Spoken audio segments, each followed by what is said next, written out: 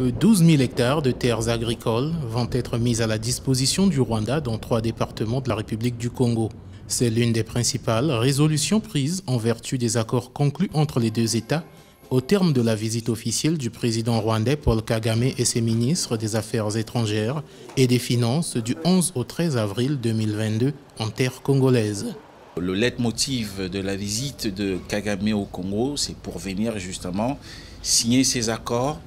On parle de la cession de pratiquement 12 000 hectares de terre, mais aussi surtout le contrat qui est, n'est-ce pas, attribué au holding Crystal Venture. Et on parle quand même de plus de 110 milliards de francs CFA qui seront versés par Kigali pour donc racheter les zones industrielles de Maluku.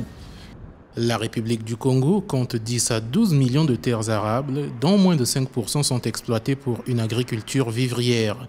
Par ailleurs, les deux chefs d'État ont assisté aux signatures de 2 accords, 3 protocoles, 2 mémorandums d'entente et une convention de concession dans le domaine agricole.